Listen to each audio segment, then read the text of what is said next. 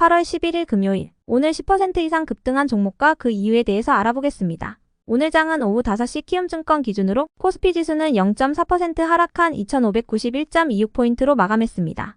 외국인과 기관은 매도로 임한 가운데 개인은 매수로 대응했네요.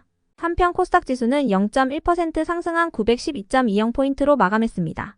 외국인과 기관은 매도로 임한 가운데 개인은 매수로 대응했습니다. 그럼 본격적으로 오늘의 급등 종목들을 살펴볼게요. 오늘 10% 이상 급등한 종목은 총 34종목으로 코스피에서는 7종목, 코스닥에서는 27종목이 나왔습니다. 이 중 상한가 종목은 한국화장품, 파워로직스, 스킨앤스킨, 원익&P&E, TPC, 진영, 휴리옥시 바이오시스템즈, 황성그룹 8종목이고요.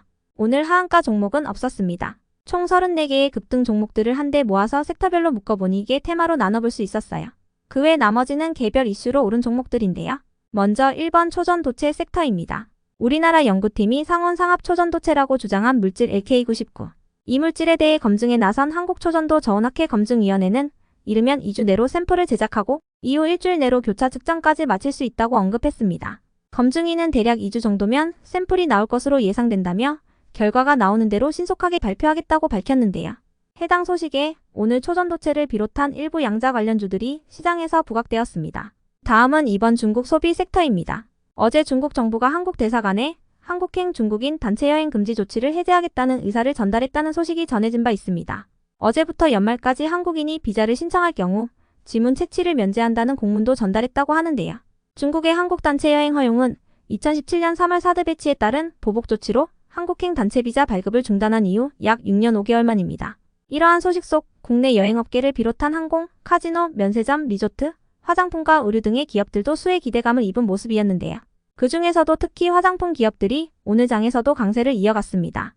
다음은 3번 바이오 섹터입니다. 최근 덴마크 제약기업인 노보노디스크는 자사의 비만 치료제 위고비가 심혈관 질환에도 효과가 있다는 연구 결과를 내놓은 바 있습니다. 노보노디스크는 장기 임상시험 결과 위고비를 복용한 환자들은 심장마비와 뇌졸중, 심혈관 질환으로 인한 사망 위험이 비복용 환자 대비 20% 적었다고 발표했는데요. 비만 치료제 부문의 경쟁사인 일라이릴리도 월가의 예상을 훨씬 웃도는 이익과 매출을 발표하면서 연간 이익과 매출 지침도 크게 상향했습니다. 이러한 미국 바이오 기업들의 기운이 국내 기업들에게도 전해지면서 최근 바이오 기업들이 상승세를 보였었는데요.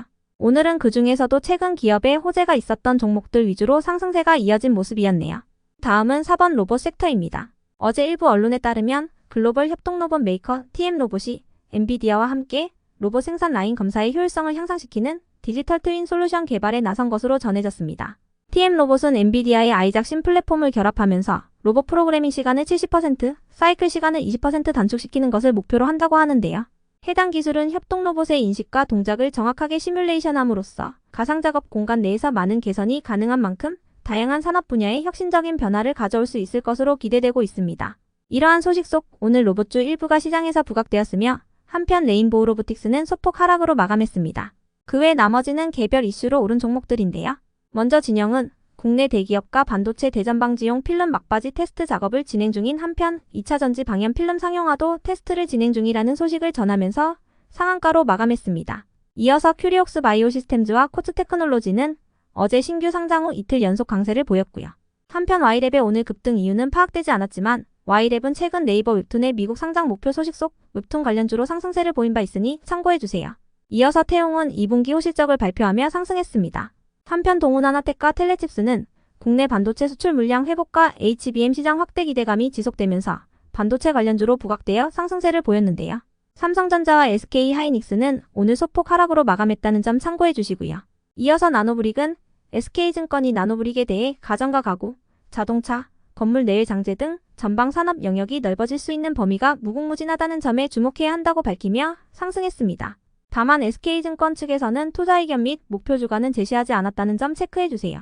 이어서 버넥트는 애플과 삼성이 뛰어든 XR 시장이 100배 성장할 것이라는 업계의 전망이 나오면서 관련 기술을 가지고 있다는 점이 부각되며 상승했는데요. 해당 소식에 VR, AR 섹터인 드래곤플라이도 함께 상승세를 보였네요. 한편 태양금속의 오늘 급등 이유는 파악되지 않았지만 태양금속은 최근 한동훈 관련주로 상승세를 보인 바 있으니 참고해주시고요. 이어서 클리노믹스는 최근 진행했던 무상증자의 권리락 효과의 강세였던 것으로 알려졌습니다. 끝으로 농심은 2분기 호실적을 발표하면서 강세로 마감을 해주었네요. 여기까지 오늘 10% 이상 급등한 종목들을 알아보았습니다. 다음 주도 성투하세요.